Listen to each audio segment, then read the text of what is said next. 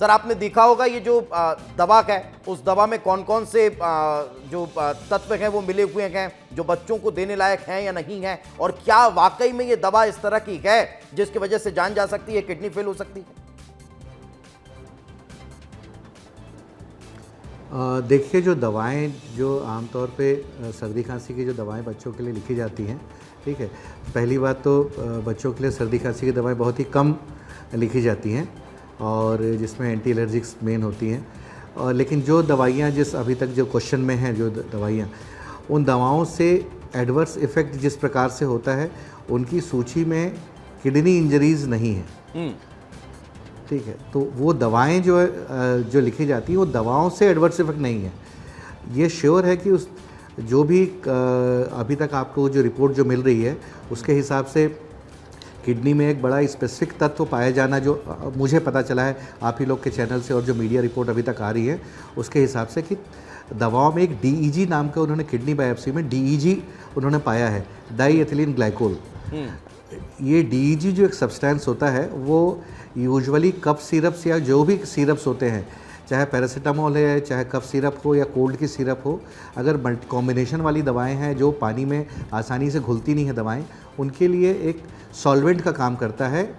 और DEG की जगह में जो फार्मास्यूटिकली अप्रूव्ड दवाएं होती, ग्लिसरीन और प्रोपिलीन ग्लाइकोल करके PG करके दवाई होती है, जो महंगी, जिनको लेना भी महंगा होता है और जिनको मतलब जो क्वालिटी कंट्रोल से गुजरती हैं, ठीक है।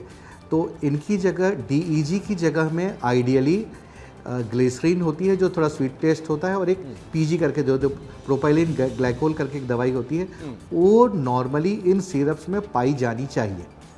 तो क्या वो इस सिरप में नहीं थी? काउंटरफिट करता है दवाओं में, मिलावट करता है, नहीं थी जिसकी वजह से बच्चों की जगह में DEG का इस्तेमाल संभव है।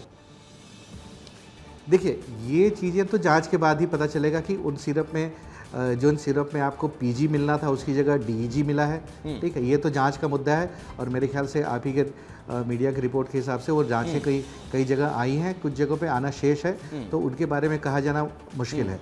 लेकिन DEG जो एक है, जो तत्व जो पाया गया है, वो दवाइयों के अलावा एक कॉमन इंडस्ट्रियल सॉल्वेंट है जो कहीं भी मिल सकता है, बहुत इजीली अवेलेबल है। मैं लौट रहा हूँ आपके पास। मुकेश तोमर जी हमारे साथ जुड़े हुए हैं, आप MD हैं लीवर और किडनी के। मुकेश जी, एक सबसे बड़ा सवाल ये कि क्या कोई दवाई ऐसी है जिसकी वजह से किडनी पर डायरेक्ट असर हो, डायरेक्ट इफेक्ट हो, यही कारण है कि ये दवाइयां इस तरह से असर कर गई? मुकेश जी।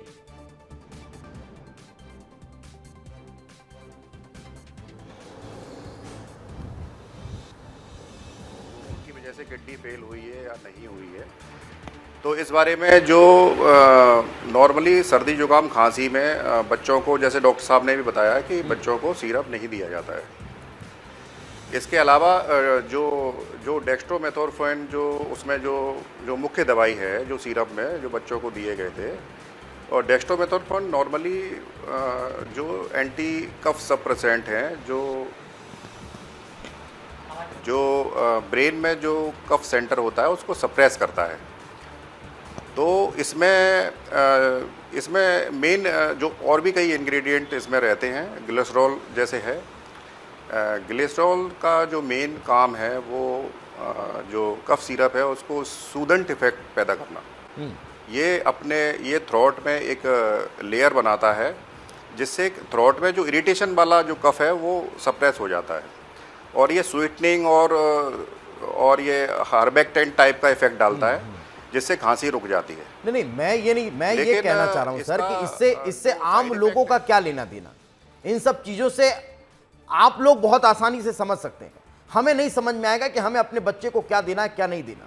हम आंख बंद करके आपके पास आते हैं और आपसे कहते हैं कि साहब इसको खांसी हो रही है, इसको जुकाम हो रहा है, इसको फीवर भी है, आप 4 दवाई लिखते हैं, हम मेडिकल पर जाते हैं और वो लेकर के अपने बच्चे को दे देते हैं। वो भी ध्यान रखते हैं कि आप उसमें मात्रा कितनी लिख रहे हैं उतनी मात्रा में दी जाए। लेकिन उसके बाद भी जब इस तरह की चीजें निकलकर सामने आ रही है, तब फिर यह सवाल खड़ा हो रहा है कि कहां गलती हो गई, कहां कमी रह गई, कहां कम्युनिकेशन गैप हुआ जिसकी वजह से यह हादसे हुए। मुकेश जी।